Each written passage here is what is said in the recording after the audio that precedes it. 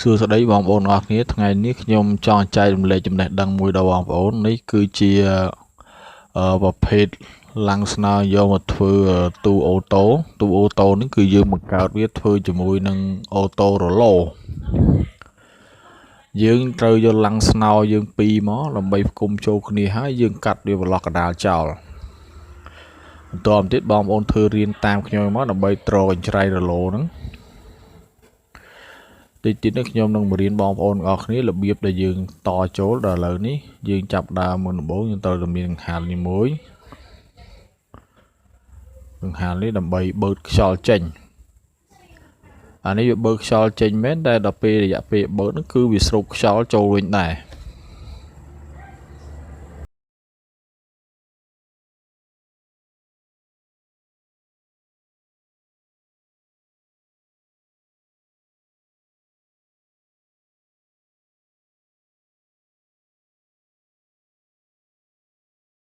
យើងដាក់កង្ហារចូលរួចរាល់ហើយយើងត្រូវតែមានឧបករណ៍ផ្ដាច់កម្ដៅនេះមួយនេះខ្ញុំប្រើយក W3002 W3002 នេះវាអត់ទាន់កែទេតែខ្ញុំគាត់ចង់បញ្ជាក់ប្រាប់បងប្អូនថានេះគឺជាវានៅស៊ីនអញ្ចឹងគឺខ្ញុំយក W3002 ហ្នឹងឯងយកមកប្រើតែបន្តិចទៀតខ្ញុំបង្ហាញបងប្អូននេះគឺជាឧបករណ៍ផ្ដាច់កម្ដៅគ្នាតែខ្ញុំបានកែរួចគឺខ្ញុំយកអា3002ដូចគ្នាតែខ្ញុំកែវាយកឲ្យវាដំណើរការប្រើជាមួយកង្ហារបឺតខ្យល់ចេញបាន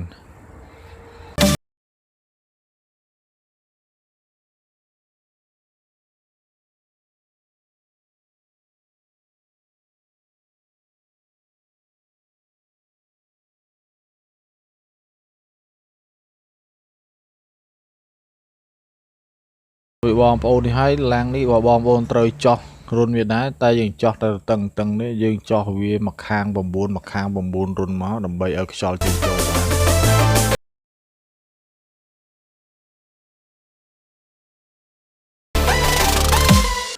បន្ទាប់យើងចោះរុនវាហើយយើងខ្សែយើងធ្លាប់តហើយឥឡូវនេះយើងញុកខ្សែនេះចេញមកក្រៅមកតាមរុនប្រហោងដែលយើងចោះវារួចហ្នឹងបន្ទាប់ទៅយើងញុកចូលវិញទៅដើម្បីថែរក្សាសោភ័ណភាពវាកុំឲ្យរញ៉េរញ៉ៃយើងធ្វើអញ្ចឹងទៅដើម្បីឲ្យស្អាតបាត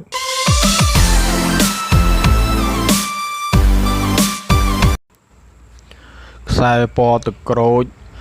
ពីសរសៃនិងខ្សែពណ៌ស្វាយពីសរសៃនេះវាជាខ្សែអំពូលអញ្ចឹងយើងតវាទឹកក្រូចនេះតមួយពណ៌ក្រហមដែលយើងកែហើយនឹងមកចំណែកពណ៌ស្វាយយើងតជាមួយនឹងពណ៌ខ្មៅទៅ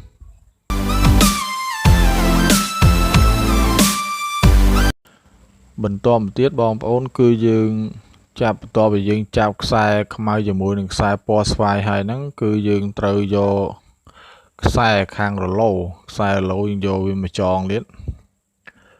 ខ្សែរឡូជាមួយនឹងខ្សែកង្ហារហ្នឹងគឺយើងចងវាគូបជាមួយគ្នាដោយគូបជាមួយនឹងខ្សែពណ៌សខ្សែកង្ហារគឺខ្សែម្ខាងគឺវាជាប់ជាមួយនឹងខ្សែពណ៌សចំណែកឯម្ខាងទៀតគឺជាប់ជាមួយនឹងខ្សែពណ៌ខ្មៅ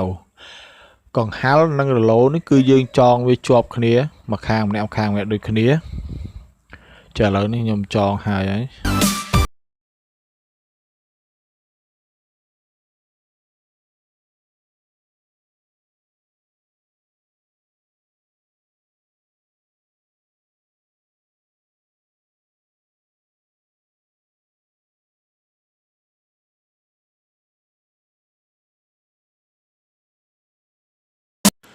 ឥឡូវនេះបន្ទាប់ពីយើងរៀបចំខ្សែឲ្យអស់ហើយយើងធ្វើតេស្តវាសាកមើលឥឡូវនេះវាដើរភ្លើងហើយចឹងបងប្អូនមើលអានេះនៅពេលដែលអំពូលនឹងភ្លឺហ្នឹងគឺកង្ហារវាអត់វិលទេបងប្អូននេះអត់វិលទេយើងចាប់វិញឈប់បានអញ្ចឹងបានន័យថាកង្ហារនេះវិលនៅពេលដែលចាប់ដល់អំពូលរលត់ដល់37.5នៅពេលផ្ដាច់ភ្លើងប៉ាត់គឺកង្ហារវិលតែម្ដង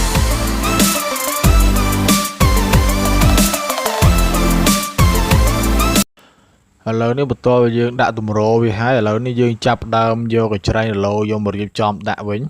គឺយើងរៀបចំវាដាក់ចឹងបងប្អូនឃើញនេះបើសិនយើងធ្វើឆ្អឹងក្រោមនេះយើងអត់មានត្រវាទេយើងធ្វើឆ្អឹងហ្នឹងគោលដៅយើងគឺដើម្បីត្រកញ្ច្រែងរឡូនឹងឯងអត់មានអីទេកញ្ច្រែងហ្នឹងគឺសម្រាប់ត្រ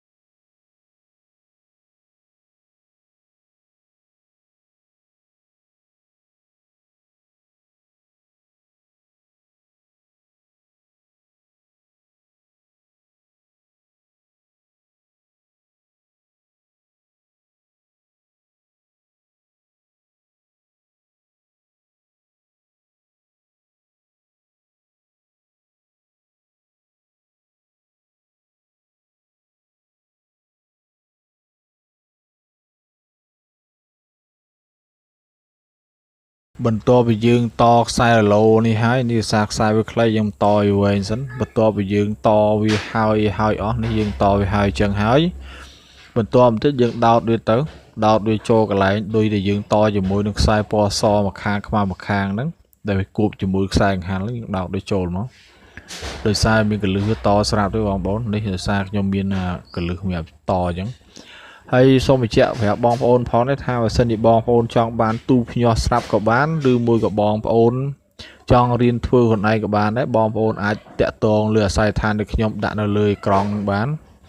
ដែលមានឈ្មោះថាជាងជេងហៅងោលហ្នឹងដែលទីអាស័យដ្ឋានរបស់ខ្ញុំនៅខាងនៅស្ពានខាងបូងផ្សារខ្នល់បត់ស្រុកសំរោងខេត្តតាកែវបងប្អូនអាចតាក់ទងខ្ញុំបាន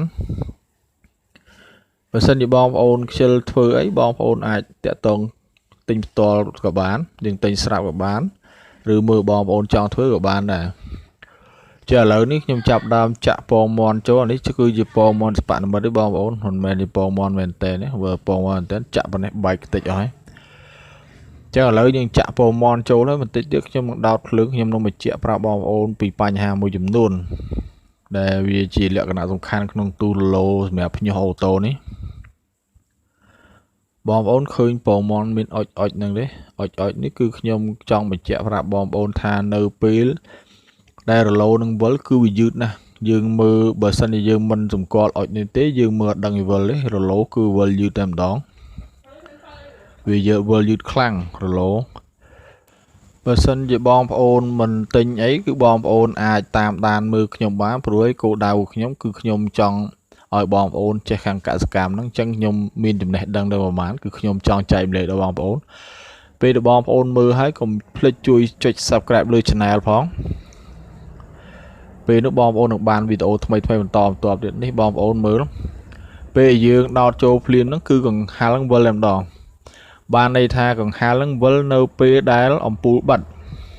បងប្អូនមើលពេលនេះអំពូលអត់ភ្លឺអញ្ចឹងគឺកង្ហាលហ្នឹងវិលហើយរឡូក៏វិលដែរចាឥឡូវនេះអំពូលភ្លឺពេលដែលអំពូលនឹងភ្លឺគឺរឡូវាអត់វិលទេបងប្អូនឃើញវានៅស្ងៀមពើមរឡូអត់វិលកង្ហាលអត់វិលដែរសូមបញ្ជាក់បងប្អូនទាំងអស់គ្នាឲ្យដឹងនេះនៅពេលដែលចាប់ដើមអំពូលនៅពេលវាចាប់ដើម 37.5 វាផ្ដាច់ហើយគឺរឡូហ្នឹងគឺវិលតែម្ដងបងប្អូនមើលនេះនេះចំណុចខៀវចុចនេះឃើញវិលបងប្អូនកញ្ច្រៃរឡូនេះគឺវិលគឺតិចហ្នឹងឯងវាអត់វិលខ្លាំងទេអញ្ចឹងចង់បញ្ជាក់ប្រាប់បងប្អូនថានៅពេលដែលដល់កម្ដៅ 37.5 គឺនេះបងប្អូននៅពេលដែលវាអំពូលនឹងភ្លឺ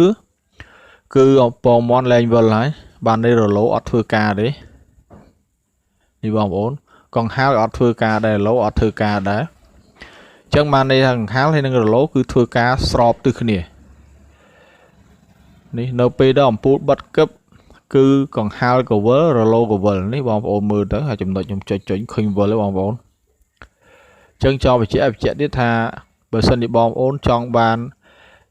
ឧបករណ៍ផ្ដាច់កម្ដៅដែលដូចខ្ញុំបង្ហោះនេះបងប្អូនអាចមករកទិញបានអាចតាក់ទងទិញបានទំនាក់ទំនងតាមអាស័យដ្ឋានខ្ញុំដាក់លើអេក្រង់នឹងក៏បានឬក៏លេខទូរស័ព្ទនៅខាងក្រោមក៏បានអញ្ចឹងបងប្អូនមើលហើយធ្វើតាមខ្ញុំទៅបើសិនជាបងប្អូនទិញស្រាប់ក៏បានឬមួយក៏បងប្អូនចង់ទិញឧបករណ៍ទៅក៏បានខ្ញុំមានមួយសពបងប្អូនឲ្យបងប្អូនមួយសពមួយគ្រឿងទូភ្ញាស់ពងមាន់នេះឬមួយក៏បងប្អូនគ្រាន់តែចុច Subscribe លើ Channel របស់ខ្ញុំនេះហើយរៀនធ្វើតាមក៏បានដែរបងប្អូនវាស្រួលហើយអស់លុយតិចផងអញ្ចឹងបងប្អូនយើងជួបគ្នានៅវគ្គក្រោយចាស់អញ្ចឹងអរគុណច្រើនសូមជម្រាបលាការបង្ហាញកញ្ច្រែងឡូនេះគឺមានតែប៉ុណ្ណេះឯងបងប្អូនអរគុណច្រើនបងប្អូនកុំភ្លេចជួយចុច Subscribe លើ Channel របស់ខ្ញុំផង